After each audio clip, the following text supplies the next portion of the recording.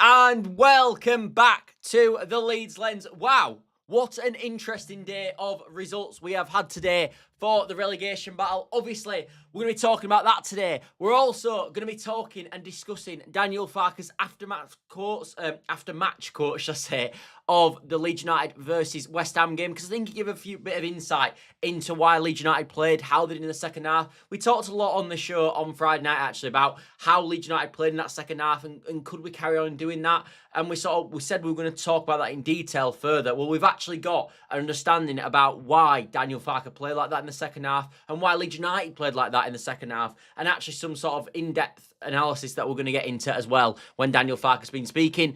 So we'll talk a bit about that, and as I said, we're going to talk a lot as well about the relegation battle, because I think we've played 9 games now.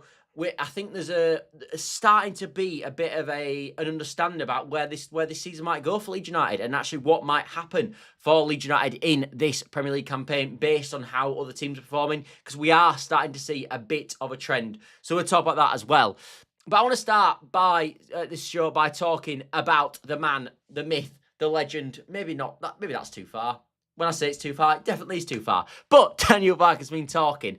And basically, one of the things he said, and he mentioned this in his press comments, but I don't think I think it was understated in his press comments how bad this actually was. I think part of that was obviously to not let Nuno really know that we've got this problem in the camp, because he might have approached the game in a different way. But it was also for a number of other things, and obviously Nuno then understanding that we might have to make certain subs at certain times, and the play style might be a certain way because of this.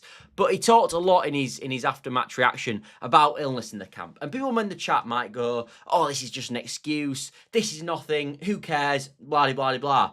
I must admit, I do not share that viewpoint. I do not share that viewpoint. For someone that right now is suffering with a cold, I don't know how I've managed it, but it was suffering with a cold. But also, as someone that obviously like you all have had illnesses in the past, if you have got an illness, you are not 100%. You don't behave like 100%. You make more mistakes, you're more tired, because your body is fighting a cold. You can't give 100%. And when you play in the Premier League and we're asking these players to give 100% of their being in each individual match, if they are off it by 5-10% because of an illness, that will drastically affect how they play on a football pitch, regardless of what we think. It's not an excuse, it is how the situation is. So for Leeds United to win on Friday night with an illness in the camp cannot be understated. That is a mammoth win. And you saw the way the players reacted at full time on Friday night as well. And I think it goes to show how hard it has been this week for Leeds United. Daniel Farke talked in his post-match about how difficult it's been with Leeds United players not training properly, because that's something else we need to bear in mind with this. When you are ill, sometimes they might have, we don't know this, but I imagine some of the players will miss training, so will not be involved in training sessions, which affects how patterns of play that we're going to build up and how we're going to play on the pitch on the Friday night as well. So being ill naturally will affect your performance, like it will do any of your jobs that you are performing at this current moment in time. Being ill is naturally, it can't be understated that.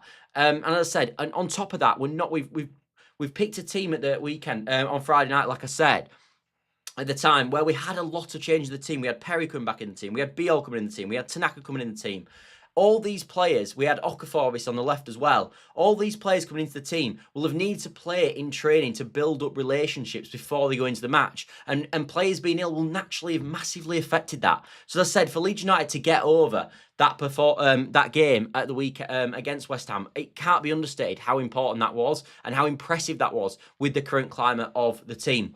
Jack says, evening Scott, evening to you. Michael says, but why then did Farke play Stack, who he knew was carrying an injury, over X amount of games when he could have played another midfielder? Well, this is interesting. I know you mentioned, because obviously Stack's had a rib injury, which we've talked about. He's had a broken finger as well. And Farke mentioned in his press conference going into the game, obviously at West Ham at the weekend, in his press conference about the fact that that's been affecting Stack's performances.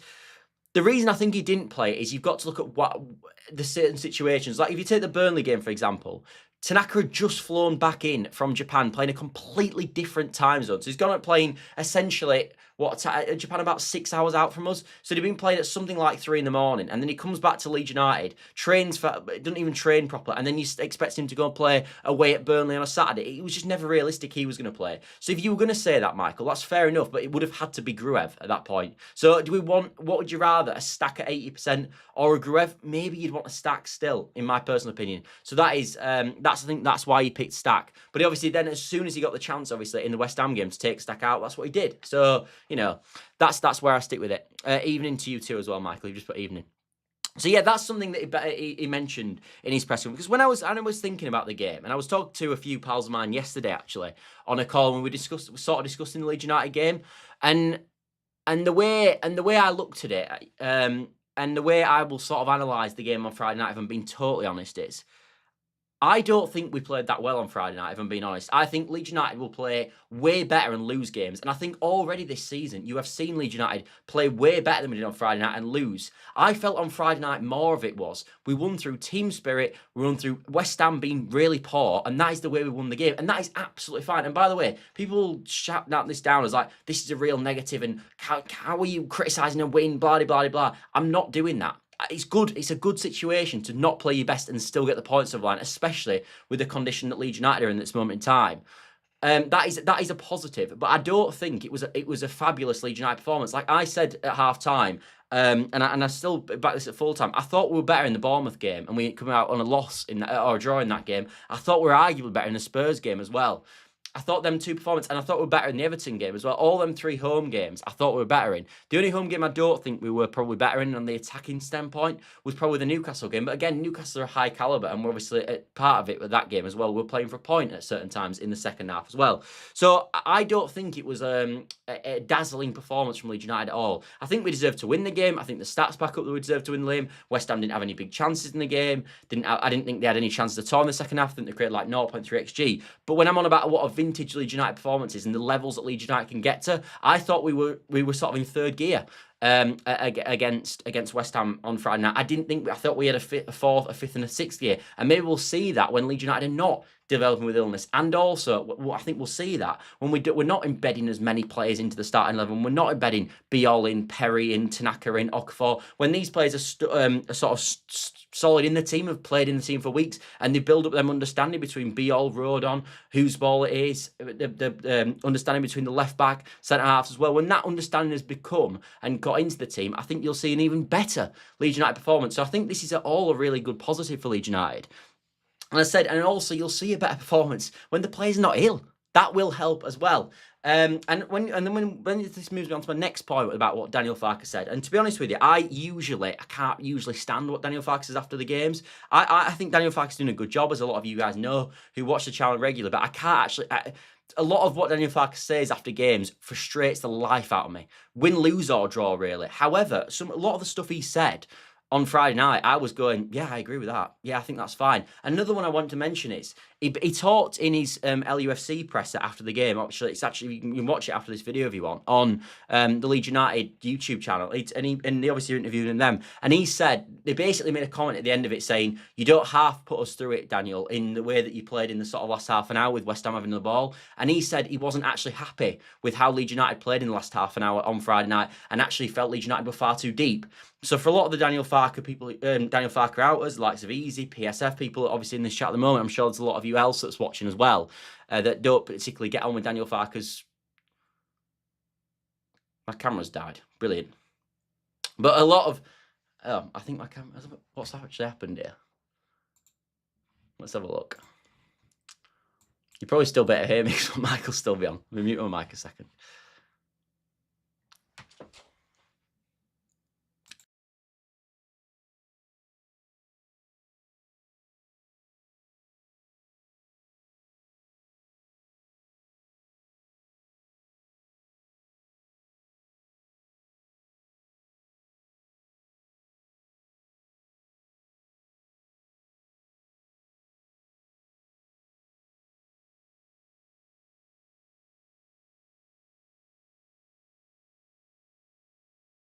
Again. Yeah, I think we're back. Apologies about that for everyone. But yeah, I honestly think, if I'm being totally honest, Yeah, Michael says I can still hear you. It should be all good now. I think we're back. That's never happened to this camera before, by the way. I've done a number of videos on this, and I've never had that issue before. But there we are. I guess that is the negative of going live at times. Stuff does go slightly wrong. But yeah. I think it's put me off a bit, actually, that. But I think overall what I'm trying to say is I think we will get to a better level of performance than we've seen from Leeds United on Friday night. And the fact that we still got the other line with the injuries that we've got, with the illnesses that we've got in camp, with the way that Leeds United, we've made so many changes, I think that is fantastic. I think that was a really, really strong result. But yeah, what I wanted to talk about then, and as I said, was Daniel Farke's quote after the game about Leeds United not wanting to drop back at all times, and he wasn't happy with that second half. This is a huge positive, because I think when we look at sort of Daniel Farke's perfect performance, and I think what some people imagine that to be is Leeds United get up in the game, sit back, and just basically defend for half an hour. And basically Daniel Farke's told you that's not the case. That's not the way he wants to play. And if I'm looking at what I think Leeds United could have improved on Friday night, yes, I understand. I think they play like that because of the illnesses that we've got in the camp at this moment. And Daniel Farke mentioned that as well when he talked about it, in fact, that we couldn't do the running to play the other way because when we had to drop deep because of the illness. But I think it's nice to see that Daniel Farke's ideal way of playing isn't to do that, and it's to go and it's to attack teams and it's to carry on playing. And I think you saw that in the Everton game, in the first game of the season, where when we got up in the game, in obviously with the Nemecha penalty, we didn't just sit back. Like, I think we had a chance with Stack in like the 92nd minute. We were still pushing. And I think that is a positive going forward, because I've got to be honest, I did come out of the game Friday, if I'm being totally honest, thinking that worked against West Ham, because I think West Ham are quite poor. I don't think they've got an understanding of patterns to play and how to break down a low block, because I think fundamentally they're one of the worst teams in the league at this moment in time. But what I did come out of it thinking is that isn't the way to play. So, and we're going to have to change that. And I think we're going to have to offer more on the attack when we're up in the game. Like I think we saw in the Bournemouth game, we went to that sort of way as well, in my personal opinion. We sat back too deep in the second half. And then we end up conceding late with obviously the goal from Krupe, who obviously scored again today, actually. But we saw that strategy doesn't work against better teams. And I think, as I said, if Leeds United are going to progress, it can't be dropped back to this sort of block and play from there. It worked in the West Ham game, but I didn't want to see that going forward. And as I said, it was nice to see Daniel Farke come out and say that is not how we're going to do it, because I think that is an encouraging sign. And I think when we're looking at what Leeds United are going to be going forward, we're not going to see that again. So that is fantastic. All of you saying it's all working again in the chat as well. That's brilliant news. I have no idea what happened there at all. The early goals suited the illness in the squad, which is why I think we went to a bit deeper. Helps that West Ham are atrocious as well. Don't think there's much to read into that performance. Yeah, I think there's a bit of that. I think that was an unusual game looking back because of the way we had to set up based on the illnesses we had. Like Daniel Farke come out after the game saying he would have subbed 11 players in that game if he could have done because of the illnesses we've had. Now, there's no normal game normally where unless Leeds United are playing awfully, which we weren't, obviously, we were 2-0 up. But unless you're playing awfully, it's not very common for a manager to come out and say he would have subbed 11 players. So I think that was an unusual game. It was one of them where it's like, perfect. We got that one out of the way. We got a fantastic win against a relegation rival candidate. We put their promotion survival hopes in the toilet at this moment in time. We've pushed ourselves up the league, got ourselves into a promising position. But I don't think we have to look into that going forward. And I think that's a one-off game, really. And I think we've probably got to go, that was a brilliant win, leave that there, and now let's move on and try build on that and try build it in another way and win games in the way we're trying to win games. And that was just a bit of a one-off match plan as such. I think that's the way we're going to have to look at the game. But yeah, overall, as I said, fantastic win, no doubt. But it was, as I said, it was just nice to see Daniel Farke not just go down the line of we were fantastic, blah, blah, blah, blah. Actually criticise it and go, that isn't going to work going forward. Let's have a look. We've played better and not got anything in games this season. Those are better. Those are better samples. I agree. I think we've got a really good chance. Yeah, I do. I think we've actually, to be honest with you, and this is a good time actually to move on to the relegation sort of scrap at this moment. I think we've actually. I thought at the start of the season when I saw how well Sunderland are doing, and we'll talk about Sunderland a tiny bit, but I think they're obviously in a fantastic position at this moment. But I thought we'd sort of been a bit unlucky with Leeds United coming up in this season, because I think in this season you go, well, Sunderland are one of the best teams you've ever seen promoted for the last how many years. And that's just not me just saying that in terms of squad value and squad calibre. It's where they are in the league. Like, statistically, they're one of the best teams that have been promoted over the last decade in terms of points that they've gained in the first 9 games. So I was like, oh my word, we're so unlucky that we've come up. and we've got this team, Sunderland, who were like a freak team at this moment. But then I actually look at it, and I was listening to a few Ipswich fans talk about this. I think we are probably lucky because I think this is the worst you've ever seen Wolves. I think it's the worst you've ever seen West Ham. I think arguably it's the worst you've ever seen the likes of Fulham as well, and teams like this, and Forest at this moment as well. I think we haven't seen before so many teams who've been in the league previously and were in the league last year struggling like they are this season. I don't think we've seen that. I don't think we've seen the cohort of 17 teams that were in the league previous be as bad as this. Like, I look back to last season, and the team that actually finished 17th was Spurs, who, let's be honest, were never going to go down. And the only reason Spurs finished 17th was because they sacked off the league to try focus on the Europa League. And the next team up that maybe you think could have gone down was Wolves, who got 42 points. Well, this Wolves team is not getting 42 points at this moment. So actually, I'd argue the opposite and go, maybe I was wrong, and we've actually hit a good season to get promoted because there's so many teams that are in a bad stage at this moment. Now, obviously, there's going to be things to change with this, and there's going to be problems going forward. Like, I think the January window with these clubs is going to be a bit of a nightmare for us. Like, I think Wolves will strengthen. I think West Ham will strengthen. I think there will be changes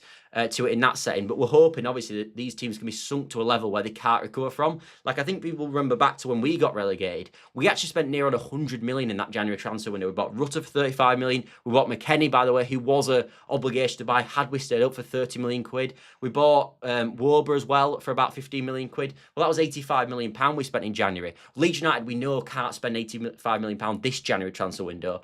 And whereas I think when you look at Wolves's and you look at West Ham's and you look at Forest, if they're still there, they might have that money to spend. So I think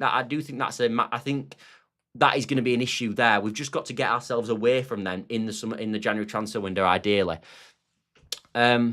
West Ham could go. I agree.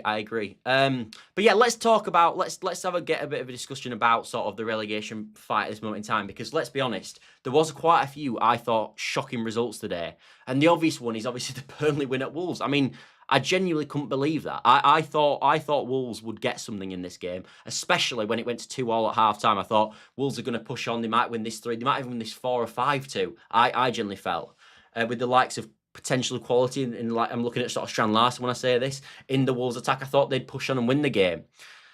But they're in a real mess at this moment in time, Wolves. They are a real mess. I think, to be honest, if I had a perfect scenario, I would have probably wanted a draw in that particular game. However, looking at it after the game's finished, maybe Burnley winning was maybe the best outcome for us, because I look at what Wolves, I think, might do in January and the spend that they might make in January to sort of try to stay in the league. Obviously, they've got a manager sacking that they can do as well, which could change the course of their season.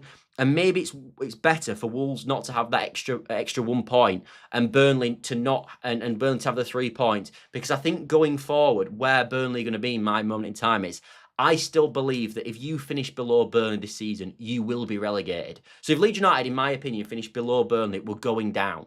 So my aim is you've still got to finish above Burnley. So even though Wolves have lost the game today, and obviously Burnley have got the 3 points, I'm still convinced if you finish below Burnley, you're going to go down. So the target hasn't changed really on Burnley. I still think they will probably drop.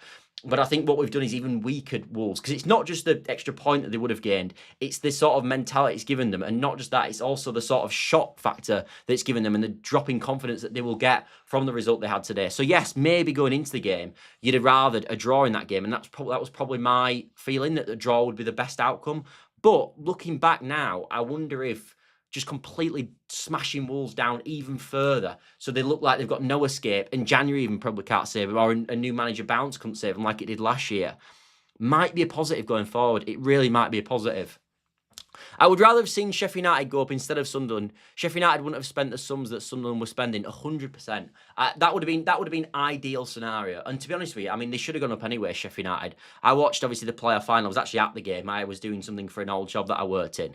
And I was actually at the game. And Sheffield United were the better team in that game. So that is unfortunate, because I think right now, if Sheffield United had gone up, I think you're talking Burnley are going down, Sheffield United are going down, and then probably Wolves, and then you maybe don't need to drag West Ham into it, or you can just keep them down there for now, and then you could got 4 that you could finish above in an ideal world. So yeah, that would have been perfect. I honestly think if Sheffield United had come up with and it wouldn't have been Sunderland, it would have been Sheffield United, I think I will be coming on the show tonight saying I think Leeds United are going to stay in the Premier League. I really would have been saying that. Whereas I still feel I can't say that because I know what these teams can do in January, and I know that we haven't got the FFP wiggle room that the likes of Wolves is and West Ham will have just because they've been in the league for so long. So that will constantly be a thing at the back of my head. Like, I still think we can finish above Burnley, and I still think we will finish above Wolves. West Ham are a bit worried because I think West Ham have got certain players. Like, I know they were horrendous, by the way, on Friday. They were even worse, by the way, on Monday night. So I'm not saying that this super team.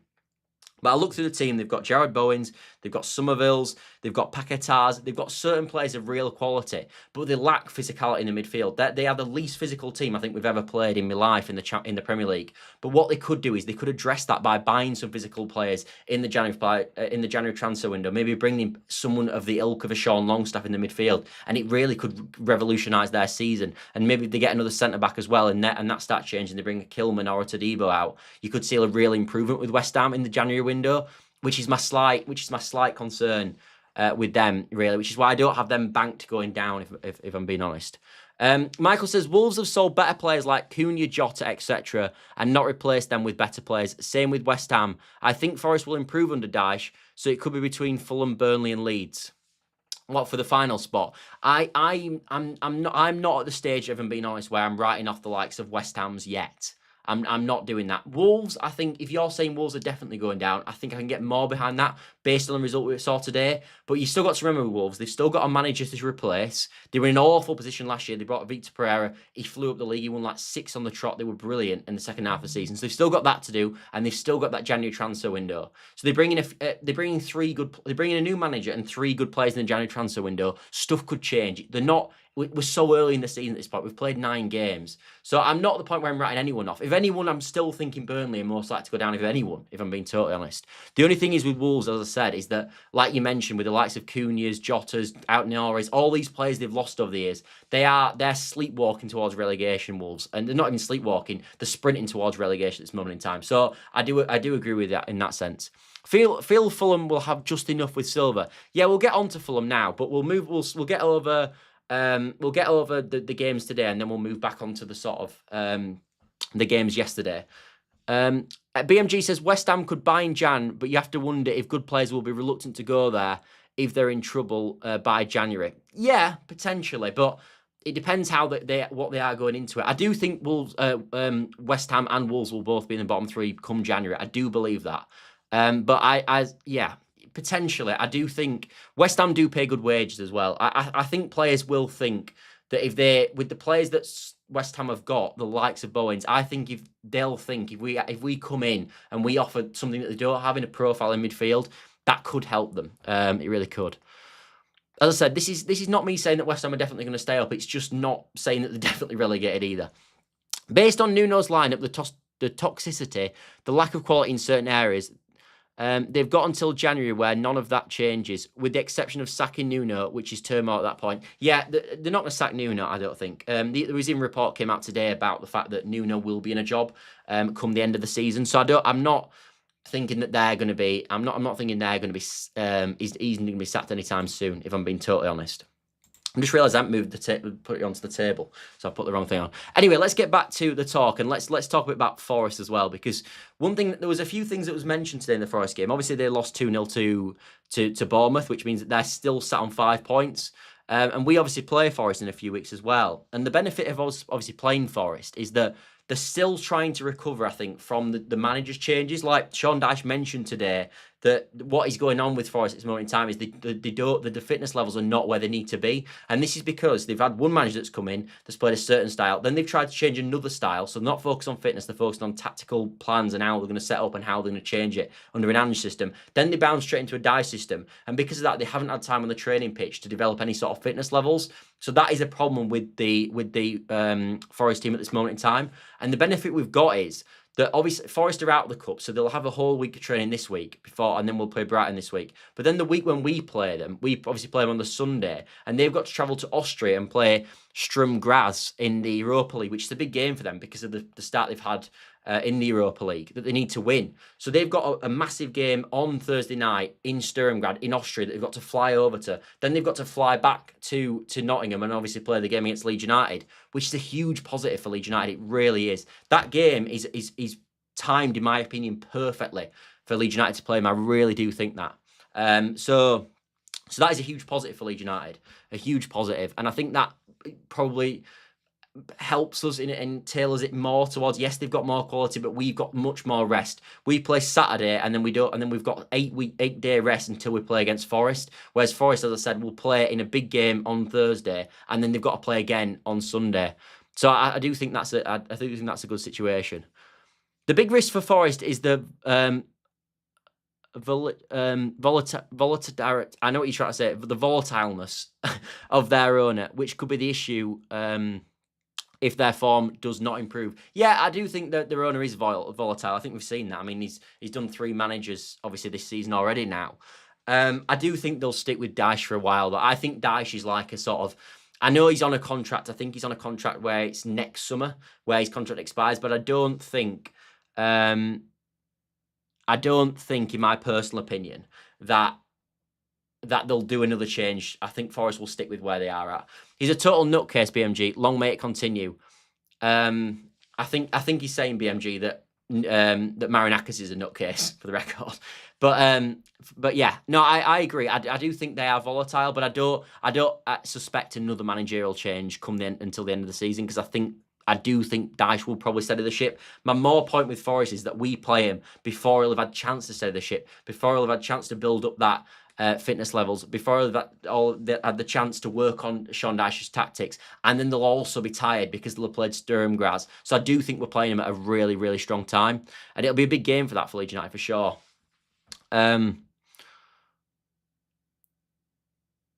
Forest have already had 3 managers. They have to adjust how another manager wants them to set up and play. Not always easy for players to adjust more so when they're not doing so well. Yeah, no, I agree. I think the Forest situation is a nightmare. I think if you're a Forest fan, you'd be seriously nervous at this moment in time. I don't think they're in a good spot at all. And obviously they lost again today to Bournemouth, and they basically created absolutely nothing as well. Like I think they created like a 0.2 XG. Didn't really have any big chances. I know Bournemouth are a good team, but the game was completely awful. So I do think they're going to be in an issue for a while, actually. I don't think they're going to start turning... I don't think the Sean Dyche appointment's going to come in and he's just going to change it overnight like we saw with Porto. Like he came in, obviously, for Porto game, won 2-0. And I think people just thought that that's going to be the end of Forest, and now they're just going to start winning every game, sort of 2-0, maybe get a draw at the weekend. And we've seen that they're not ready for that yet. It's going to take time with Dyche coming in to build up that fitness level, to understand the cohesion of how he wants to play and how the tactical plans that he wants to do, and build up the relationships between the winger and the fullback and how that's utilised under a Sean Dyche system. So I do think there'll be a while. And as I said, we play him at a good time. We play him at a really, really good time. We don't play midweek, they do, and they're playing in Austria. It's not just like they're playing in this country. So yeah, I think that's a good situation. And again, good that they lost again today. Brings that Sean Dyche sort of new bounce factor completely out of it. That's gone already now, and obviously they're still sat on 5 points. They're still 6 points behind Leeds United, is it, at this moment? So yeah, I think that's a good stead. Dyche is a complete let's just finish 17th appointment. Yeah, I agree. I think that Dyche is a sort of like steady the ship. We won't go down with him, but we're not going to end up flying up the league. I agree with you. I do agree. Anyway, I wanted to talk a bit about Fulham, actually, when we were talking about this situation, because I think when we've looked at sort of teams that are going to go down, like we've talked about Wolves, we've talked about West Ham, we've talked about Forest, Burnley, even Sunderland and stuff, but we haven't really mentioned Fulham. And I think Fulham are in a precarious position at this moment. They've obviously just lost 4 on the trot. They've had hard games, like the last 2 have been Newcastle away and Arsenal at home, 2 games that are tricky, and a lot of the teams there will probably lose them 2 games. But I do think that they are in a bit of a precarious position.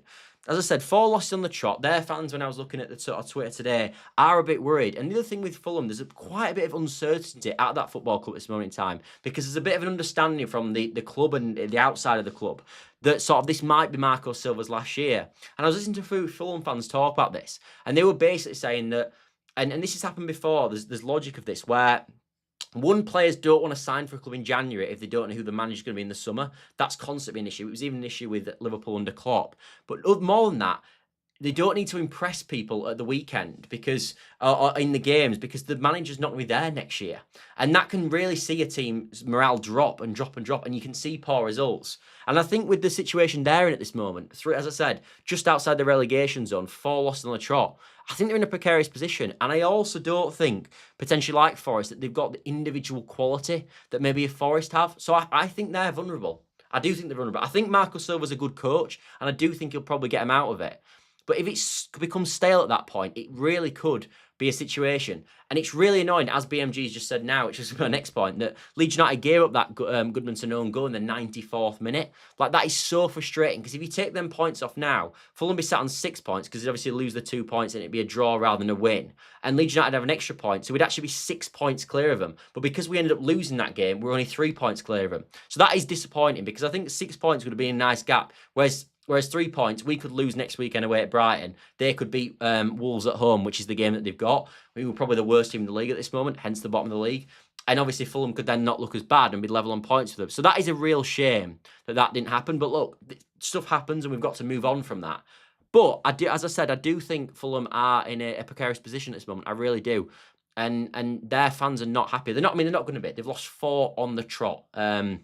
So yeah, and obviously the big thing with Fulham and Wolves, and this will be a huge game next weekend, but obviously Fulham play against Wolves. So if Fulham don't win that game and that ends up being a draw or even a Wolves win, I think a draw again probably the ideal result for us in that one.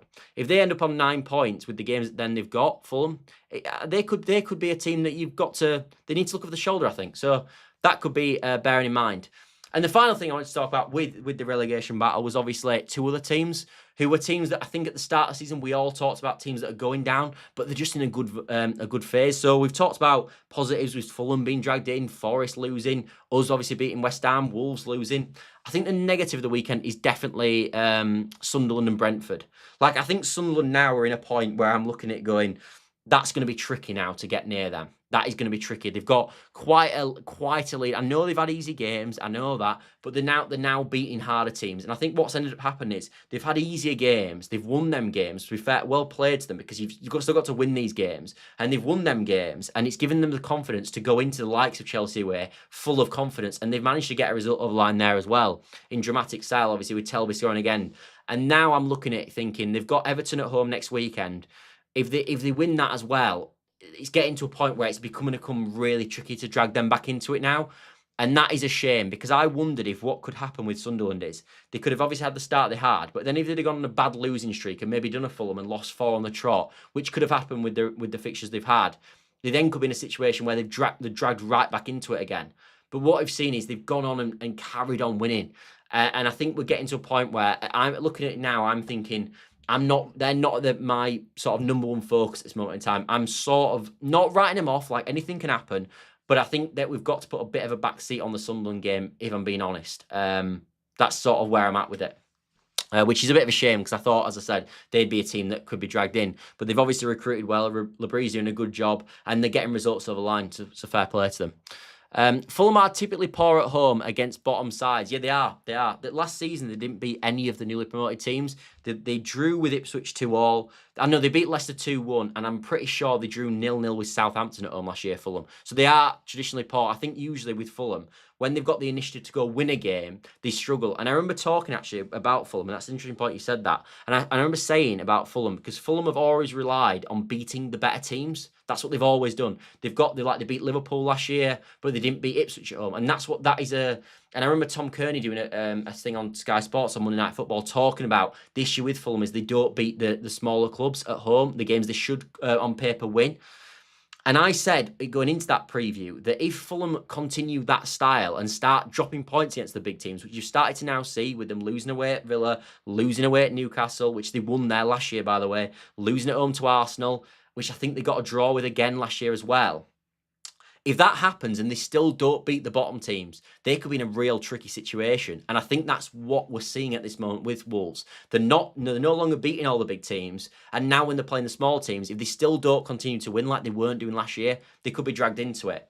And the final team, as you mentioned there, Jack, is of course Brentford, because I looked at them, I thought Keith Andrews coming in, they'd lost big players in the summer, they'd lost Mbuemo, they'd lost obviously Visser up front as well. Big goal scorers from. They'd lost Norgard in the midfield. They'd lost Thomas Frank, and you think, wow, they're a team that could drop. Keith Andrews has got that team playing on it. It was exemplary performance, I thought, on Monday night against West Ham. As bad as West Ham were, was as good as Brentford were. I thought they were brilliant. And again, they've just beaten Liverpool at the weekend, for goodness sake. I know Liverpool in a bad vein at this moment, but that is some win. And I'm looking at them and thinking they are still a really well-oiled machine, Brentford. So I'm again looking at Brentford thinking they'll probably be. I'm looking at that thinking they'll probably be all right at this moment in time, because I think they'll have enough. I think the likes of Kevin Schade, Thiago up front, Otara that they bought in the summer, Nathan Collins at the back. I think they've got Damsgaard in the midfield. I think they've got enough, Brentford, to the point where I think they'll be all right, which is a shame because I thought they'd be one of them teams that are down there, but it looks like it's not going to be them. So yeah, it's a bit of a shame, really. BMG says, I expected Brentford to really struggle, but I've watched them a couple of times and they look very decent. Yeah, I completely agree. I must admit, I watched them earlier in the season. I don't know if you've watched this game as well, BMG. They played Chelsea at home earlier in the season and they drew the game 2-2. And I watched it thinking they're a problem. That is not a team that looks like they're going to go down. Like you watch West Ham Monday night and you think that's a team that could go down. You watch Wolves and what they've done this season, you think that's a team that could go down.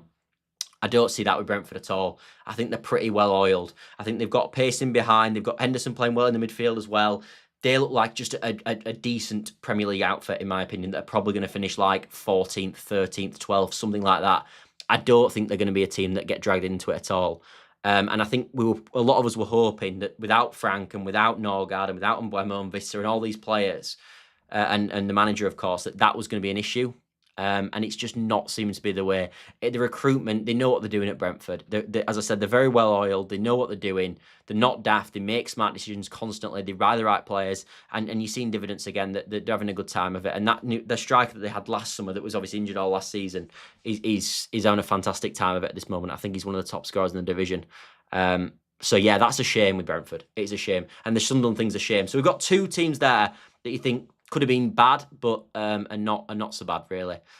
But on the positive, as I said, we've got Fulham there, we've got West Ham there, we've got Wolves there, we've got Forest there. So there are teams that I think Leeds United can finish over, and obviously we've got Burnley as well. But a few disappointments with Sunderland and Wolves. Anyway, thanks all for watching, as always. Really interactive chat tonight, so I've really enjoyed the show, as always. It's always best when you guys get involved and we obviously bounce back and forth. I think they make the best shows, in my personal opinion.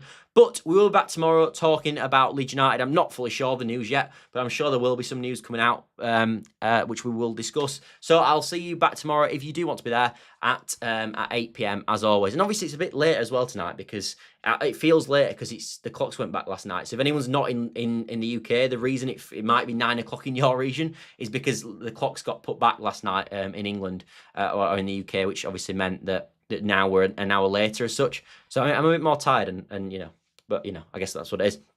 Anyway, thanks all for watching, everybody, and I will see you later. Bye for now.